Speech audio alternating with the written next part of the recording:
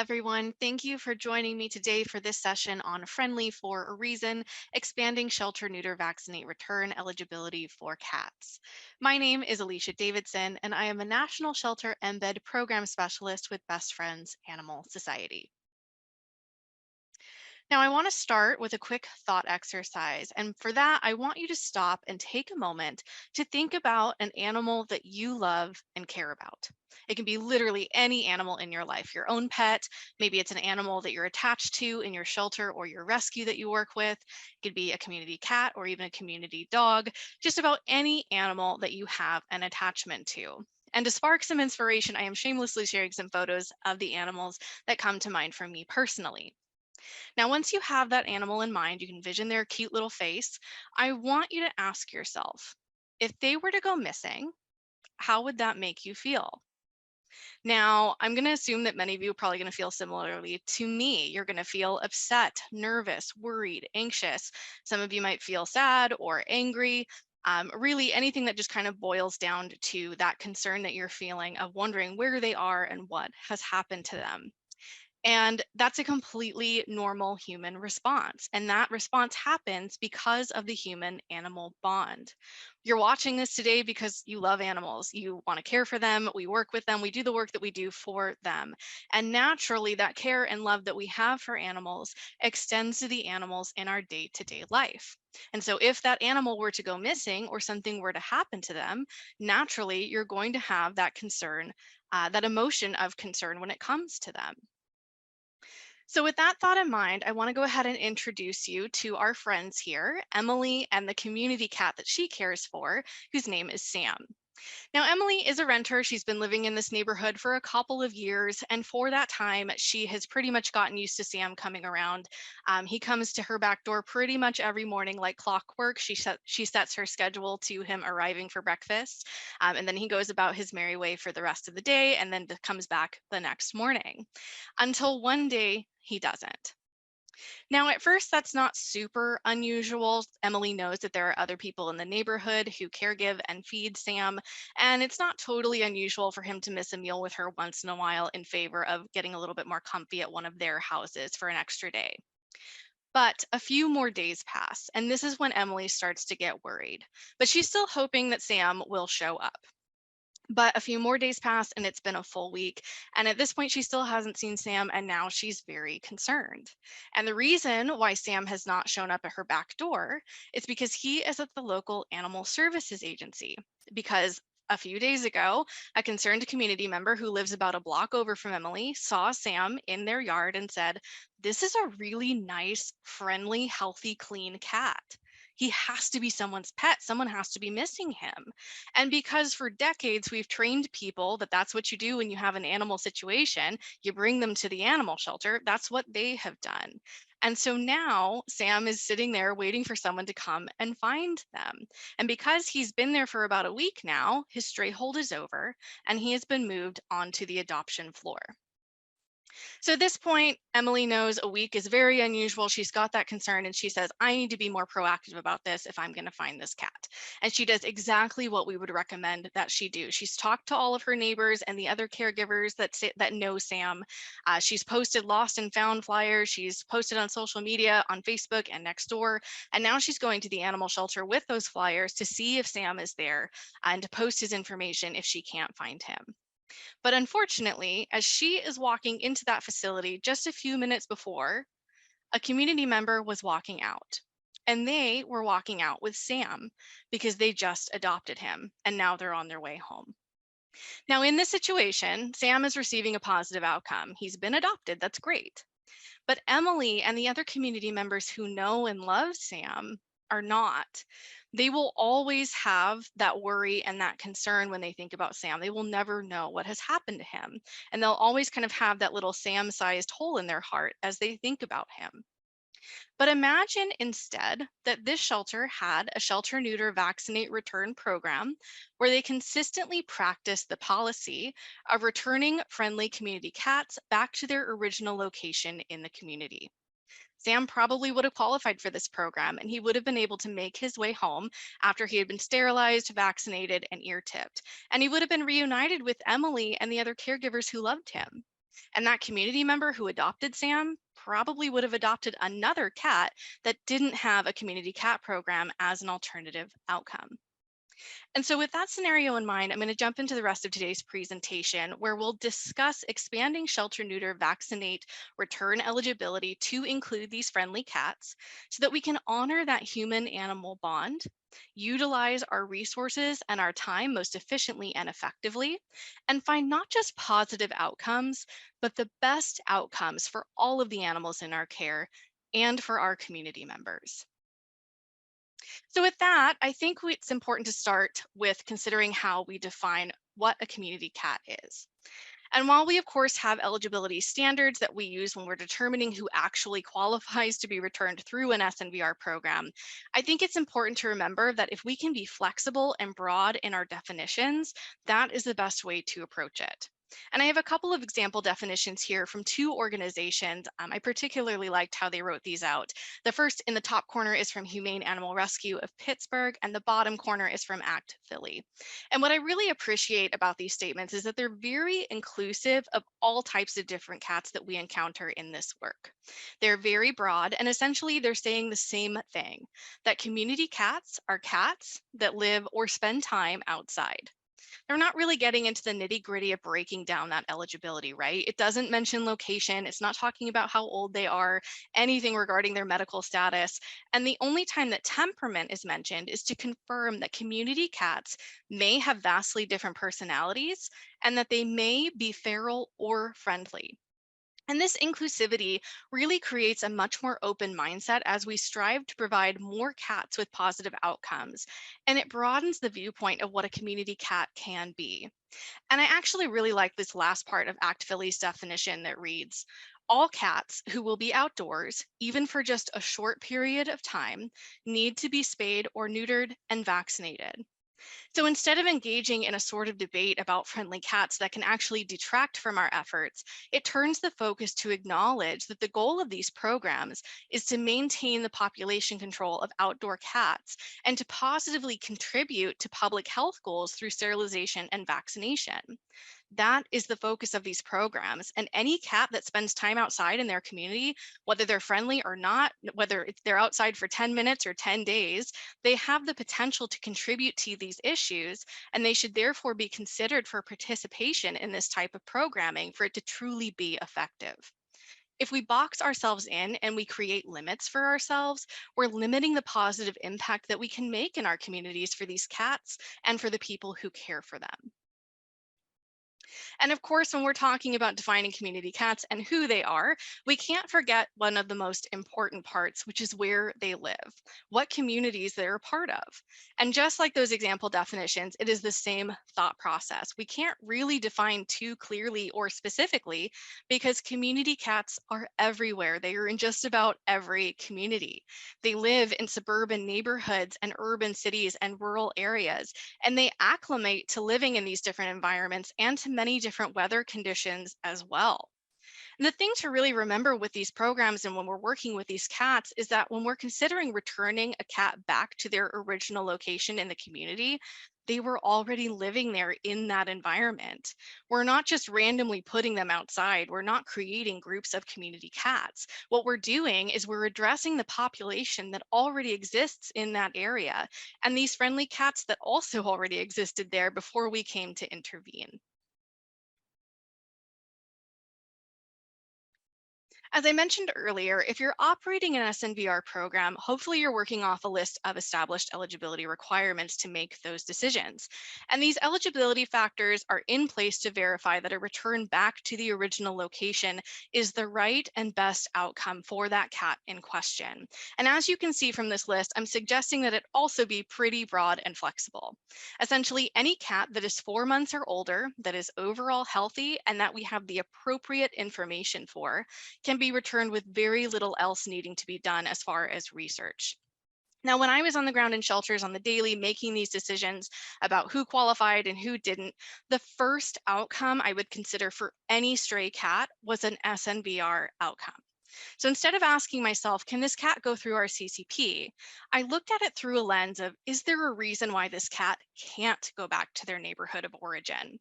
Before I considered any other outcome, I was asking myself if our community cat program would be a valid option for them. And I think you'll find, as I did, if you practice this mental shift, that we often put unnecessary barriers in place for which cats can participate in these programs. And friendly cats often fall into that situation. Notice that there is nothing on this list that mentions a cat's temperament, and that's because it should not be a factor. To be clear, there will always absolutely be cats that come into our care that do not qualify for return, but it happens with both friendly and fractious cats, and it's because of outside factors that will prevent that, not because of the cat's temperament. When we base our policies around restrictions like no friendly cat will ever be returned through our community cat program, we're preemptively limiting ourselves from providing perfectly viable outcomes for so many cats. So I recommend really looking internally at your policies and procedures and honestly ask yourself if you're unintentionally creating a roadblock to your own progress. Now, as with many decisions that we make in the sheltering world, we turn to the data to guide us. We want to make data informed and driven decisions. And returning cats back to their original location is no different. While we may personally have a preference that cats don't go outside, especially those friendly ones, they're kept indoors, we have no control over what happens out in the world. And it's not an uncommon mindset for people to allow their pet cats outside. I, for one, today, giving this presentation to you now, I would be terrified if my cats got outside. I would not be happy. I'd be very concerned for their welfare. I don't have much faith in their survival skills. But growing up, that was my normal. I had dozens of outdoor cats because that's how I was raised. And that's what my family knew to be normal in generations before me. That's how my dad had pet cats. That's how his dad had pet cats. And a lot of people have the same experience. And they come to recognize that as part of cat ownership, that sometimes cats go outside and they like to be outside. In fact, a 2020 study showed that among cat owners, 33% allowed their cats at least to spend some time at least partly outside during the day. And of that 33%, 6% said that their cats were outdoor only, and 27% said that their cats spent time both indoors and outdoors. So that friendly cat that we're debating about returning could potentially be someone's pet cat. We also know that the national return to owner rate for cats taken into shelters is extremely low at 3%. But a lost cat is 10 to 50 times more likely to be reunited with their owner when they stay in their neighborhood of origin versus being brought into a shelter. So if we can utilize SNVR to return those eligible cats back to that neighborhood of origin, we can give them that chance to return home on their own, rather than relying on shelter means that unfortunately have proven to be not quite as successful as we wish that they could be. Now, if you've ever tried to socialize a cat, whether it's a fractious adult or a litter of kittens, you know that it takes work. Cats essentially have to be taught to like us. It's not an easy process. We have to work a little bit harder to earn their trust and affection. And sometimes those efforts are not always as successful as we might hope that they can be. So when we see a community cat that's really friendly and social, it's important to remember that they're friendly for a reason. And that's because they have had social interaction. There's likely at least one person, if not more, who has put time and love and attention and resources into that cat.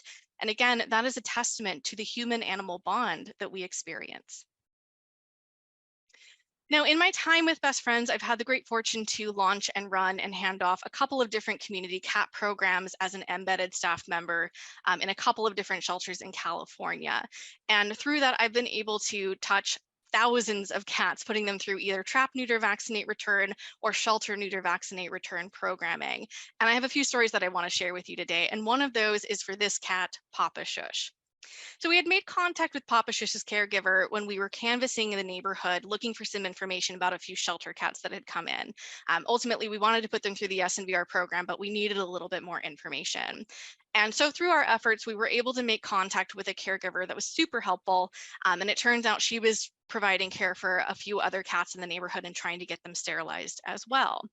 And because we had taken that time to practice some good old fashioned community engagement, and because we knew that there were those cats in this neighborhood, we were able to provide this caregiver with those TNVR services to help reduce the intake of cats coming in from this area.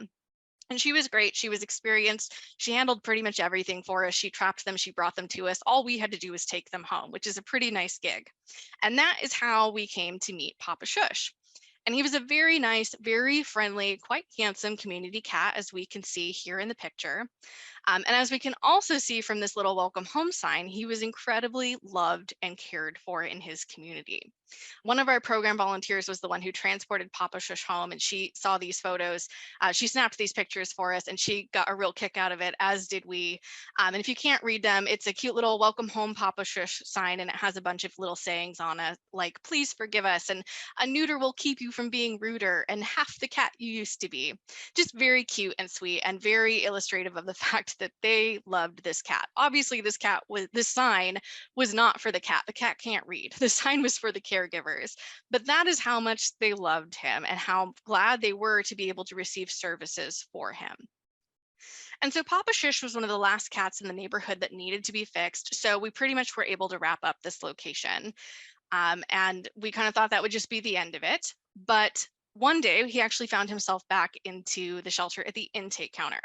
So through this program, we did microchip every cat that was either part of the SNVR or TNVR portion of the program. So that's how we were able to confirm that it was in fact the same cat. And it turns out this second time he had been brought in by a community member who noted that he had a paw injury, which luckily turned out to be just a really minor torn claw. So not anything to really be concerned about. But looking at his information, we knew we wanted to make sure everything was good with him medically and everything was in place to get him sent home.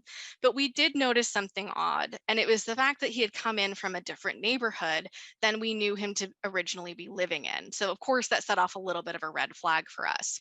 So we knew we still wanted to get him back home because obviously he had so many people who loved him, but we needed to make sure we were taking the right steps to do some digging and make sure that we had our due diligence in place to make sure that returning him would still be a safe option. So we found out that this new impound location was actually not that far from his original neighborhood, but it was across a really busy intersection. And again, that kind of set off a red flag. It's not really normal for cats to cross that large of an intersection on their own. So we started by speaking to the original caregiver, and we learned that she actually hadn't seen Papa Shush for quite a few months in her neighborhood, but that she had seen him across the way of that intersection at a local fast food restaurant in the parking lot. So we were kind of worried about that, about how he really got over there and what was going on, but we knew we had a little bit more information we needed. So we talked to the community member who had brought him in the second time. And it turned out, upon speaking to them, that Papa Shush had crossed the street all on his own and had found himself a whole new set of caregivers at an apartment complex and was now going by the name Macchiato. This person had brought him in because they really weren't sure about the paw injury, and technically because he was a stray cat to them and not their pet, they thought that the shelter was the appropriate place to take him for help. Again, that's what we've trained people to do for decades. That's a normal response. And again, because he was a stray cat, they probably didn't feel like they had the resources or even maybe the authority to take him to a vet or a clinic. And so, again, they turned to the shelter because that's where they were trained to do so. And luckily, because we had a comprehensive community cat program in place, we were able to provide the help that they were seeking. So this was kind of a unique situation since there were two different neighborhoods involved, but we didn't really want to run the risk of him trying to cross that intersection again. And since he'd been at this apartment complex for several months now, we worked with that set of caregivers to make sure we returned him back safely to his chosen location in the community. And these photos are of myself and my colleague who were running the program at the time, performing his return. And the residents there were so happy to see him home and know that he was healthy and in good shape and that his paw was all right. And so even though Papa Shush, who now known as Macchiato, was a very friendly cat that probably could have been tried out on the adoption floor, we knew he had so much love to go home to. And I think it's a great example of knowing that we don't always need to step in and rescue a cat that doesn't truly need rescuing. There are a lot of common staff concerns that we do encounter when we operate these programs. And again, I think that's a totally normal response. And one of the common concerns I've heard a lot when discussing returning friendly cats is, well, what do we do if our adoption floor is empty because we're returning all of the friendly cats? But that increased space really gives us the time to focus on our harder to place cases. And it means that we have that time because there will always be cats that can't go back, whether it's for a medical reason, an age reason, we don't have the right information. There will always be cats that need our focus on them. And it also means that when we're truly ready, when we truly have consistent space, and I mean consistent, I don't mean something that fluctuates based off of the season or our adoption programming or any specials that are happening. When we have truly consistent space, we can lend a hand to other animal organizations that may be full and in need of help. There are certainly no lack of animals, and people who want a pet are going to be able to find them. But if we're trying to answer that question by holding on to animals that we don't necessarily need to, it can actually slow our life saving efforts. And in some situations, it can negatively impact those animals.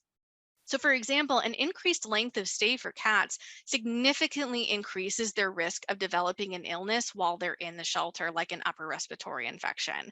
And that means we have to spend more time and money on housing them, medicating them, treating them, making sure that they're staying socialized. And all of that is avoidable. And ultimately, if we can find that a return is the best outcome for a friendly cat, then we can turn our assistance to helping the other animals that don't have that easy of an outcome. It's also not unusual to have concerns about physically returning the friendly cat, especially if it's a newer practice to staff. And that's why it's so important to get as much information as we can at the intake process so that we can make those educated decisions for the cats that we consider for an SNVR program. So, for example, the level of work we did to get more information about Macchiato when he came to us a second time, doing that level of work can really help alleviate some of those concerns. If a cat otherwise fits within your eligibility criteria and it's the temperament that's holding you back, that extra information may be what makes the difference for you or for other staff to feel comfortable with the return. And I think a big piece of that too is when I was doing these programs, I made sure to open up the point of conversation at multiple times through our process. So first it starts with your intake staff. I knew I could trust my intake staff to have that conversation, explain what the CCP was, explain the fact that maybe this cat will come back and what that means, and having that conversation transparently and openly with the community member.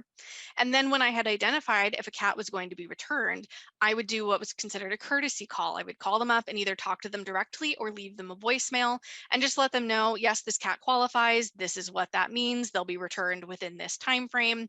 And I would open the door there too. You know, if you have any questions or any concerns, or you're upset for some reason about this cat being on your property, let's talk about it. Let's have a conversation. Let me help you address those concerns and those questions and those complaints in a healthy way with proven strategies so that we can make sure we're finding a good outcome for the cat, but also for our community.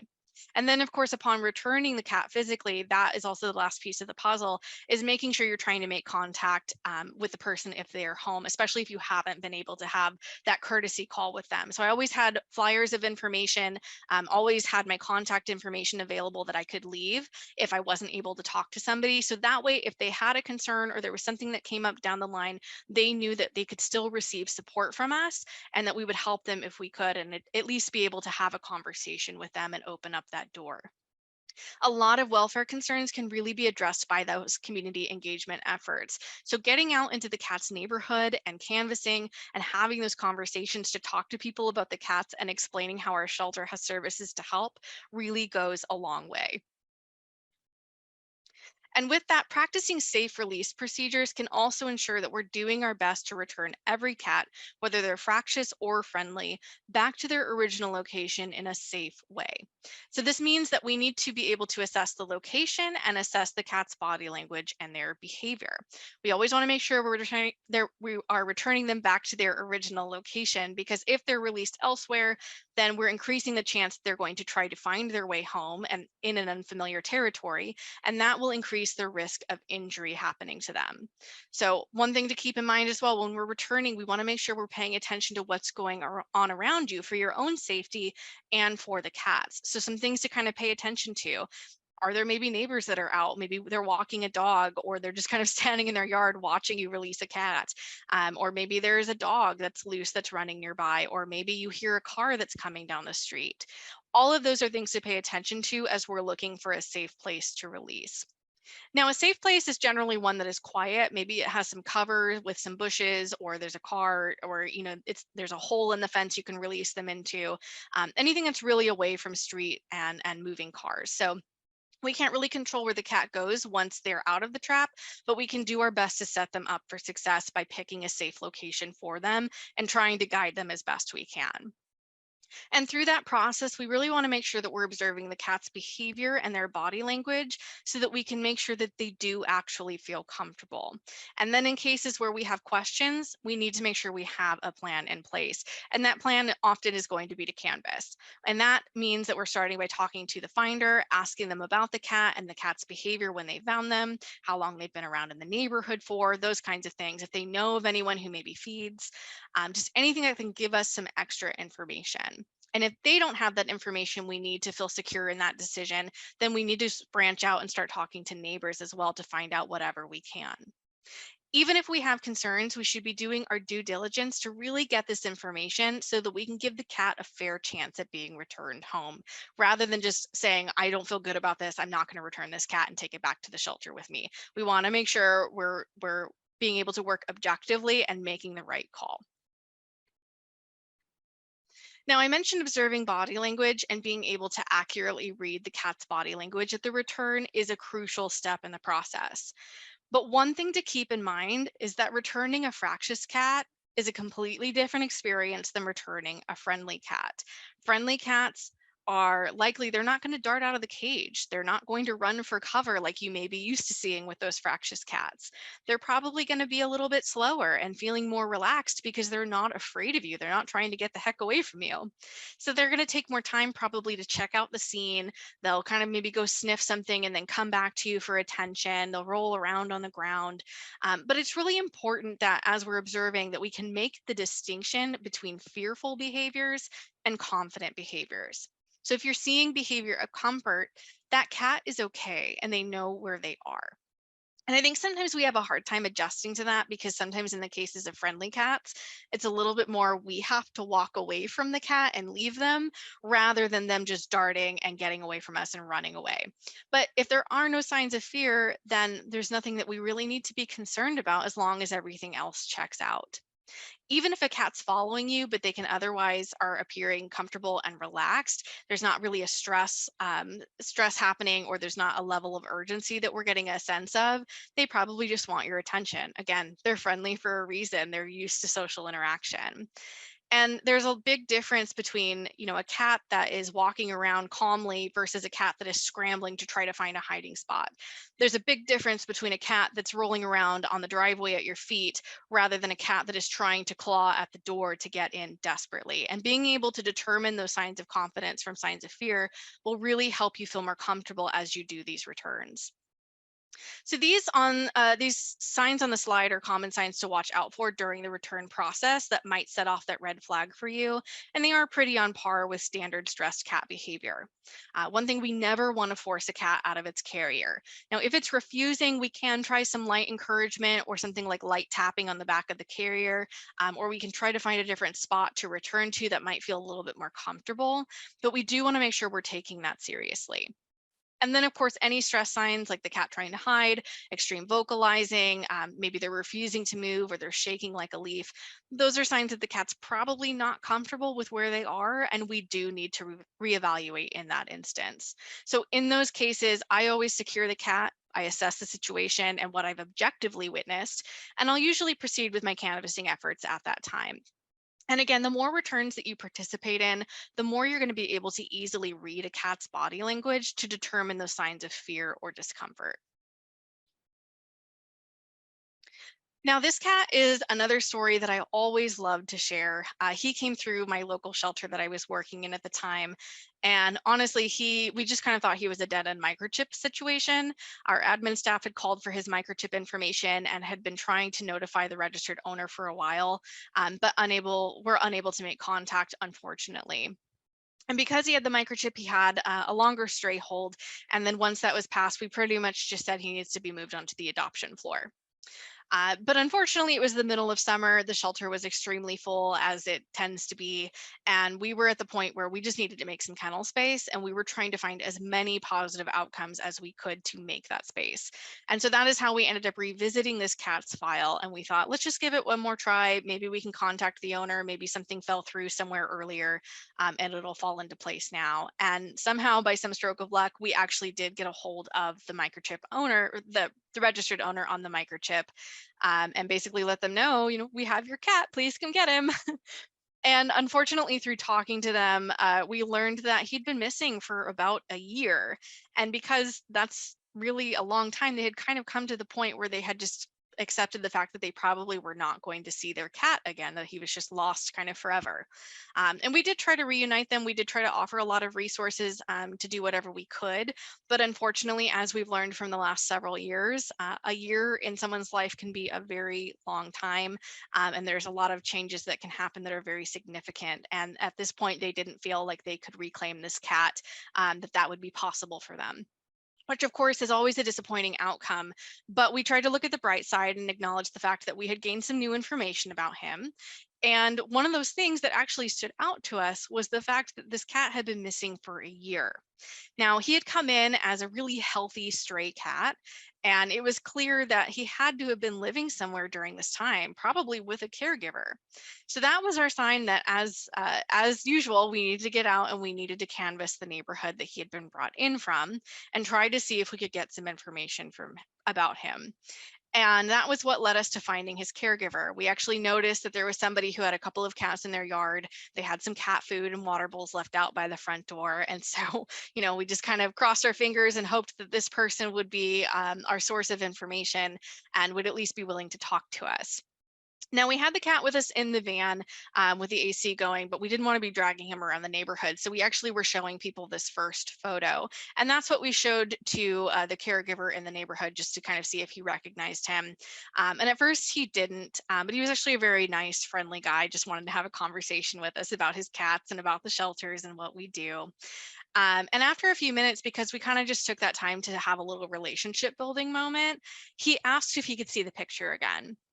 And I said, you know what, let me do you one better. We actually have the cat with us. You can come and see him in person, and maybe that'll like set a light bulb off or something. And so I just remember it as clear as day. We walked out to the van and I opened up the doors and we had him in a transfer cage with a cover on. And the second that I took that cover off, this grown man just cries out, "That's Tanny Fanny." And it turns out that Tanny Fanny was this cat, and was the very first cat that this man had ever fed in his neighborhood. And that Tanny Fanny was the reason why he fed all of the other cats in the neighborhood. So he told us that Tanny Fanny had been missing for about a month. And we said, well, yep, that's because he's been with us in the shelter. And this caregiver was just so overjoyed. And I think, first of all, basically because he was just glad to know that the cat was okay. Like those of us who have had that experience of an animal that we love having gone missing, or when we think about, our own personal pets from the thought exercise, or when we think about Emily and Sam, you have that feeling of not knowing, and that really sticks with you. And now this man had resolution to that. And not only did he get resolution, he was also able to be reunited with his community cat. And as soon as we let Tanny Fanny go, it was very clear that he knew he was home. He was super comfortable, immediately went for the food and the water, and he had a little welcome home greeting with one of the other cats in the yard. And I think Tanny Fanny's story is a really good example of making sure that we're considering every option available to us when we're working to find these live outcomes, especially with friendly cats. He is a really nice, beautiful cat. And in theory, you would look at this cat, and I think many of us would say, oh, he's beautiful. He'll be adopted in no time. But in reality, he sat in the shelter for about a month with little to no interest. And that was a month that he didn't need to be with us for, because he had this caregiver and he had a home. And of course, the microchip situation definitely played a part in that delay. But I think if we had kind of looked past his temperament a little bit sooner, we could have significantly reduced his length of stay and gotten him home and reunited with his family so much sooner, if we had really considered every option that was available to us. Now, outside of how it affects our shelter operations, selective removal by choosing not to return friendly cats back to the community can really have a negative impact out in our communities as well. There are bonds between these cats and their caregivers, and there are bonds between the community cats themselves. They do form very strong social bonds to other cats, and those are very important to their social dynamics as they live in our neighborhoods. And there are many instances where the selective removal of cats from their communities can impact the well being of other cats that they live with.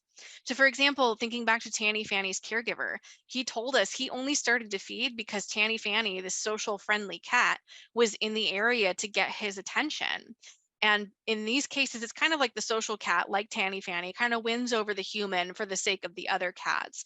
And their relationship, their bond, really ensures that the caregiver is invested in continuing to provide not just for them, but for the other cats that might be more shy or less confident. And then if we remove that friendly cat, that dynamic and that relationship runs the risk of breaking down. There's also the potential that removal of a cat could break a social bond that could impact another cat who is very close to them. So, in some instances, we have that more confident, outgoing social cat, that friendly cat, and that cat's presence allows for a more shy or asocial cat to come around and feel comfortable approaching humans for food. And that's actually the case with the kitten in this photo here. We had a pair of kittens came in. One was this social friendly one, and one was the more shy fearful sibling. And we made the decision to try to return the pair of kittens together, even though one was younger and social, who probably could have been adopted. But we knew that their bond really allowed that asocial cat to feel more comfortable in the neighborhood. And this caregiver confirmed that for us, that that cat was much more shy, didn't do as well with the bigger, older cats, and that this cat was kind of their shield out in the community. And if we hadn't chosen to return them together, that more shy sibling might have felt less stable and secure in the environment and might have had a harder time living out in the community than they were with their sibling.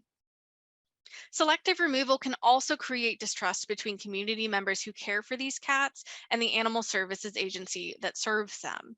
So, if we have a policy in place that aids in the removal of people's pets from the community and then rehoming those pets, it creates inequity in our communities. That RTO rate, again, remember, it's only 3%. It is hard enough as it is to find your lost cat through shelter means. And there are many barriers that increase this difficulty. Things like having the time to come to be able to take time off of work and come within shelter hours, transportation issues, money issues to actually pay reclaim fees, language barriers, technology issues, all sorts of things. And people in underserved communities feel the effect of this most heavily. It disproportionately affects BIPOC communities and communities where the median income is significantly lower.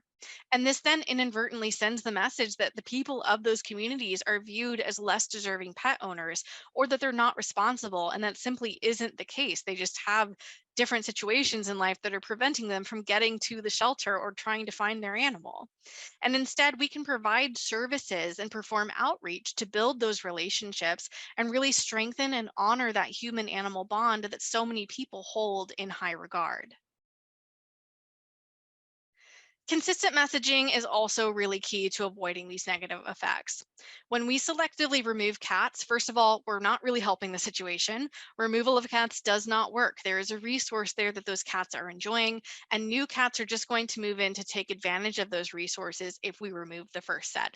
It's vacuum effect 101. But second, when we have program inconsistencies, the public that we're working with is so much more likely to become confused and frustrated because of that. So let's say we have a caregiver who has a really friendly, who has a group of cats. They're friendly and fractious. There's kind of a mix, and they know that we have a community cat program. Now, while we don't really encourage people to bring in these cats just to have them impounded to receive sterilization services, it does happen. People do see that as a workaround. And I've had that happen in many instances, no matter how many times I've asked them to do otherwise. And I've had many cases where a caregiver has brought in their fractious cats. They go through the program as normal, and then they decide, okay, now it's okay for me to bring in a friendly cat.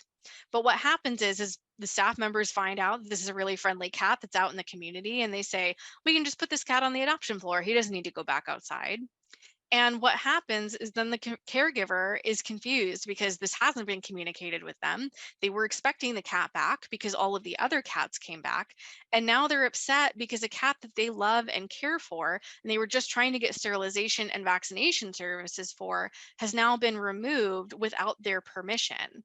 And of course, there are a lot of ways that we can avoid that kind of a situation. But in my experience, I've had to have that conversation more than once in my time because of program inconsistencies. And it really does affect that relationship with the caregiver and animal services. And then they go out into the community and they talk about that. They talk about their experience.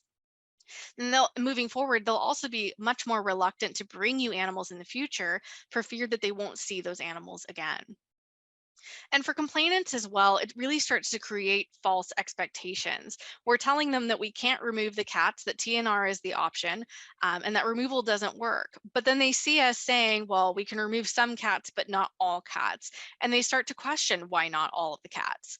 And that puts your shelter staff in a much more vulnerable position because they're having to explain that essentially we're making subjective policy decisions. And that opens the door for a lot of complaints, confusion, and disappointment. And I think it is important to note that selective removal is a subjective decision that can vary among different shelter staff members. What may be a friendly cat to me is not a friendly cat to someone else, and vice versa. So that inconsistency can really affect your work internally and the expectations and the acceptance of the program among your staff and your colleagues as well. And in general, with any type of programming, not just our community cat programs, inconsistent messaging and information can really affect community support and your program sustainability.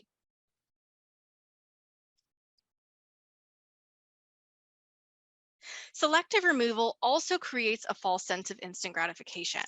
We see it as, well, there's one less cat on the street. Doesn't that help the population control efforts? But in reality, that's not what's happening. Again, removal of cats doesn't work. If we're removing that cat, but we don't change the environment and the resources are still there, a new cat can very easily just move into that open space. And for that friendly cat that we removed and adopted out, at the end of the day, we have no idea what actually happens to them after they go home. Remember, 33% of cat owners said that they allow their cat to spend some time outdoors during the day.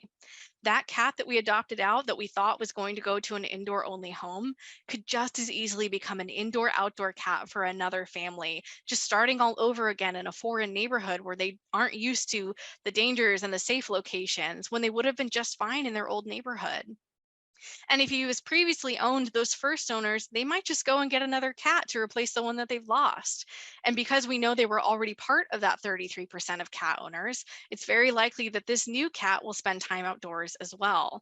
And so in turn, it just contributes to that never ending cycle of new cats entering the environment, just in a kind of different way than we typically think of the vacuum effect.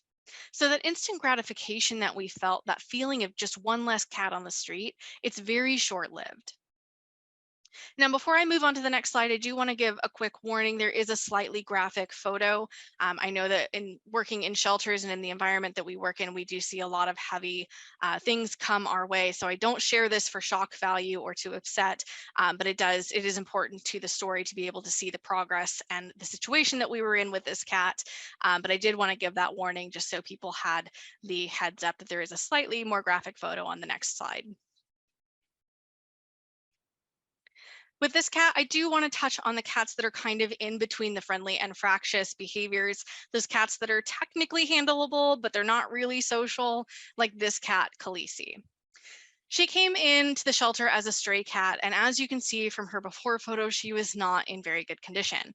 She had a lot of discharge, difficulty breathing, she was struggling to groom herself. She really was just having a very tough go of it. And we had identified her for the program, but the morning we were set to take her for surgery, this is how we found her, and we realized that that was not going to happen.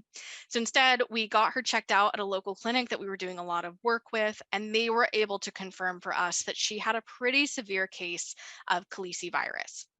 If you're not familiar with that, basically she had severe ulcers on her tongue that were making it very hard for her to eat and to clean herself. And at that point, the clinic was recommending that her case was so severe that she be hospitalized. And even with hospitalization, her prognosis was extremely poor because of how severe of a case she was. But knowing this, we knew we had to try. We had the resources and the relationships to try.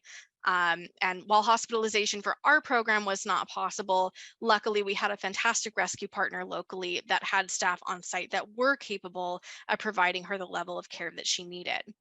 So we essentially worked out a deal with them that if they agreed to treat her and hold her and try to turn her around, then we would agree to make sure that we found the outcome for her if she improved. And as you can see from her after photo, they did an amazing job because she looks like a completely different cat. But what we can also see from her after photo is that she's looking like she's feeling very stressed back in the shelter environment. She has the airplane ears, her pupils are dilated, her mouth looks tense, and she's keeping her body very low with her limbs tucked in. Now, Khaleesi had been with the rescue for about a month and a half, and while we knew she was handleable because she was receiving that hands-on treatment, she really was not fully comfortable with people. And this is probably a combination of under socialization and also that most of her handling really revolved around treatment, which probably was not the most fun of experiences for her. Still, knowing how long we had had her in care, we were kind of on the fence. We did consider potentially putting her on the adoption floor, that might be a better option for her since she'd been indoors at this point for close to 2 months. But we also knew that she needed a lot of socialization work and that trying to socialize her to give her a chance on an already full adoption floor would really take a considerable amount of time that nobody really had, and that it might not even be successful in the end. So we decided that, you can probably guess what I'm going to say. We knew we needed a canvas to get more information, and we went back out to that neighborhood to see what our options were. So we weren't able to get in touch with the original people that brought her in, but we did actually find a caregiver in the neighborhood that they shared a backyard fence with. And we showed her a picture of Khaleesi and she recognized her and said she hadn't seen her around for a while. And we explained what was going on. And she said that she was very happy to hear that she was doing well. And we just kind of asked her, we want to find an outcome for this cat. We want to return her back to the neighborhood because that's the best option for her if she's not really social and if she's been living out here previously, but we're a little uncomfortable because of how long she's been with us. And essentially, what we wanted was somebody to just kind of keep an eye out for her so that, they would have our contact information. And if they thought something was wrong or she wasn't adjusting well back to the neighborhood, then that person could reach out to us and we would go ahead and get her back and figure out another alternative for her. And this person was very lovely. They agreed to go ahead and do that. They were caregiving for other cats in the neighborhood. And they said, what's one more cat? That's fine. And so we went ahead and went to proceed with the return. And I will admit, I was very nervous. It took her a couple of minutes as I was kind of watching her after I had released her. But I wanted to make sure that I was watching her behavior closely as she was kind of looking at her surroundings and figuring out where she was. And it was taking so long that I almost called it. I just started to really feel weird. I didn't like how long it was taking her. I was really nervous. And I had a kind of attachment to her because of her story. And I wanted to make sure we made the right call for her. And so, just as I was about to say, no, this is it, I'm going to go get her again, it was like a light bulb went off for her. And she suddenly bounded off over the yard and up on the fence and back into their backyard, like she knew where she was. And I figured and I hoped that that would be the last I ever saw of her because I thought if I ever see this cat again, then that means that something happened and that returning her was not the right call. But I did see Khaleesi again. A couple of months later, we had some more kittens come in from the same neighborhood. And because of their age, we went ahead and spoke with the people that brought them in just to talk about the program, the information and resources that we had. And it turns out that they were also caregivers. They remember Khaleesi, they remember being concerned for her, and they remember bringing her to us. And they were glad to know that she had made a full recovery under our care. So since everything checked out, I went ahead to get the kittens sterilized and vaccinated and bring them back to the community. And as I was doing that the day of return, I remember I was opening up the traps and I could hear something in the backyard. And I looked up, and there on top of the fence, watching me return these cats back to the backyard, was Khaleesi. And she looked just as good and just as healthy as she did in this after photo and as she did the day that I returned her. And for me, seeing her and getting that confirmation with my own eyes that she was doing really well solidified for me that we did the best thing for her. Her community stepped up for her when she was sick and in need of help. And our program and our partners were able to offer that help And now she gets to live happy and healthy in the home that she's always known. So it really just goes to show that we always want to take a look at the situation as a whole and take all of the steps necessary to find these positive outcomes that are truly the best outcomes for these cats and for our community members. And because we're finding these outcomes, we have the time and the resources to treat cases like Khaleesi's to make sure she gets a positive outcome as well. When you're returning more eligible cats back to their original location and you're able to streamline that flow, your shelter population and your average length of stay for cats will decrease. But it's also going to benefit your shelter staff by freeing up time and resources to expand their focus to other areas of need or interest within your shelter and your community. Having less cats to care for on a daily basis will free up so much time and so many resources that can then be used to benefit other life saving programs for all of the remaining animals in your care. You can have more time to expand your volunteer or foster programs or build them out if you don't have them. Or you can pilot new specialty programs like Doggy's Day Out or sleepover programs, anything that your staff has an interest for or that you've determined that there's a need for. And your field staff can benefit as well. When animal control officers aren't filling their day with cat related calls, they have more time to dedicate to the work that they became an officer for. They have more time to work in the field, to work on complaint mitigation, cruelty investigations, and other work that addresses animal related issues. And doing so at its core so that they can work to find those long lasting and effective solutions. They and the rest of your staff can be out in the community and expanding on those engagement efforts, having those conversations, being transparent, having those important and necessary conversations that allow them to build relationships with the people in the community that they serve, and to spread the word about the awesome life-saving work that you guys are all doing and the resources that your shelter is cultivating to better assist the community. When there's a plan in place for more animals in our care, we benefit from the increase of time and resources and can continue on that path of progress to continue to save even more lives. That does conclude the presentation for all of you today. And I just want to say thank you for watching and thank you for joining me and joining in on this conversation about friendly cats and the role that they have in our communities and in our SNVR programs. If any of you have any questions or you would like to discuss anything further, please feel free to jot down my email and reach out. That email is aliciad@bestfriends.org.